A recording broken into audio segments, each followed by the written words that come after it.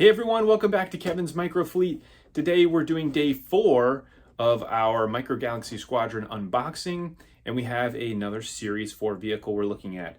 So today we're going to be taking a look at the Mandalorian's N-1 Starfighter. We're going to take a look at the figure, at the vehicle, all of the different things that it does.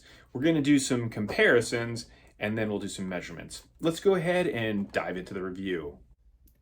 So here we have the Mandalorian's N-1 Starfighter, and I have got to say this is definitely my new favorite of the entire line of Micro Galaxy Squadron. This vehicle is so cool. So let's go ahead and take a look at the packaging first. So you can see here we've got the N-1 in there. You've got right here you get a picture to see that the little back part of the tail actually goes in there and connects in. We get our Din Djarin in Beskar. You also have here down on the bottom, it says what it is, as well as this is number 84. So we turn it to the side, there's nothing on the side. We turn around to the back, it shows you a couple of the different things that this does, which is really just that it has landing gear and you can put the pilot in it. It does have a little teeny Grogu in there that is fixed that you cannot remove. And then you get your little cutout, as well as you get a chance to see the other vehicles that are in the line. So here on the bottom, this is the UPC if you need that or want it for whatever reason. There it is. So once you go ahead and open this thing up, it does come with this tail piece disconnected. It's right behind the back of the packaging, so you probably can't even see it on here. Oh, yep, there you go. It's way down there in the bottom. It's just behind this piece so that you don't see it. But that is in there. Once you take it out of the packaging, we do get this little background here. So that is Carson Teva's X-Wing. So the great thing about this is the fact that we get a chance to see this. If this is rendered in this image, then there is a very high likelihood that we're going to get that in the future, as well as this was hinted at in an interview that was done as well. So then we've got here, this is what the back of the packaging looks like. So this is going to be Carson Teva's X-Wing, as well as some other guy in the show's X-Wing, which is going to be great. So what would be really nice is if we got a battle pack with those two X-Wings and an N-1 Starfighter. That would be awesome. But either way, that is that. And then that's the package that back of the package we already looked at. So now let's go ahead and take a look at the vehicle itself. I mean, the details on this is just unreal. So I'll show this as a comparison in a minute to this version, which is actually a custom version that I made. But you've got all of the paint detail on it, the detail of the engine here that you get a chance to see, all of the engine parts right here, and on this side, the guns here look perfect. I mean, that's exactly kind of what they look like in the show. You get these little fin parts on it. You get all the little cutouts here on the sides, which looks great. You get these little pieces here on the side, and the thing that's the most amazing to me, again, is when I went through and I did my custom version, I studied this a lot to be able to see what were the different parts and where were their cutouts, and they just nailed it on this one. And I really like this back tail fin. It just adds so much to this vehicle. It looks so sleek and so long. Like, this thing just looks like it would just rip through the air. So as we flip it over and we look at the underside, you've got some landing gear in here. So these guys do go back in. The one thing that's great about these, there is actually a little bit of an extra recess. You could push that even further back. Then you've got this part, this other piece of landing gear here as well that will actually clip in place. And then you've got your engine here on the back, which looks really awesome.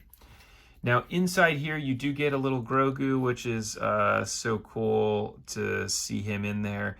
You cannot remove him out of here, unfortunately. There's no way to be able to put a hinge on this little bubble there, but it doesn't really make that big of a difference to me. It just looks amazing that way. So I was so excited about this, I actually skipped the figure. So let's go ahead and take a look at the figure really quick. So this is Din Djarin in his Beskar armor. So this is very similar to the Din Djarin that we get with most of the others. The one thing that we can see is his visor here is not painted. He does have some paint here on the chest plate, and then he does have his jetpack as well as the cape there on the back. This should be removable. Yep, pops right off of there, so that way he can fit inside the cockpit. So now we can go ahead and open this up. It does hinge up like that. Get a chance to go ahead and slide him in here. And the great thing about this is, you know, he should fit in here pretty tight, which he does fit in there pretty tight. So then we can close it, and there he is in there to be able to go zooming off. So again, I just think the detail on this really is the thing that takes the cake for me. And so I want to show this next to the custom one that I made. So this was made from the Action Fleet Naboo Starfighter. So you can see, obviously this is custom, and was not very good at it when I did it. Seeing it like this compared to the Micro Galaxy one is like, man, that thing looks like a bunch of crap. But it's got I put the guns on here, which are just, I'm pretty sure that those are like toothpicks or something. And then being able to do these little parts here on the bottom, all of the wire engines pieces that are in here, those are all like twist ties. And then this is part of a Darth Vader TIE fighter, a whole thing. And then all these pieces are here cut in on the side. I do have this little engine piece that is removable, and I can unscrew the parts here on the bottom to be able to pop this out to be able to get to Grogu. And so this is actually the Micro Galaxy Grogu that was on one of the speeders. And so the biggest problem I had was being able to do the tail, and I decided not to try to tackle it. So the fact that we have this now, man, it looks so cool. I mean, look at the detail on that. It's amazing.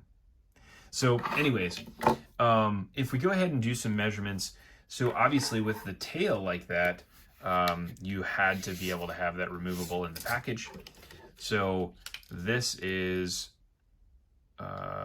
almost 8 inches, 7 3/4 inches from front to back. It's about 4.5 inches wide. And then regardless of having the landing gear out, it's about an inch tall. Now I did want to show this also relative to the Razor Crest, because from a scale perspective, the N-1 Starfighter should be much smaller than the Razor Crest is.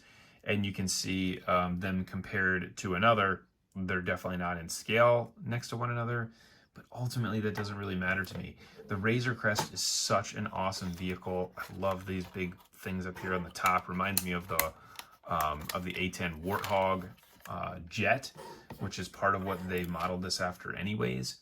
And then getting a chance to see these next to one another, it really just completes the collection for me. It's just really cool. So that is your N-1 Starfighter.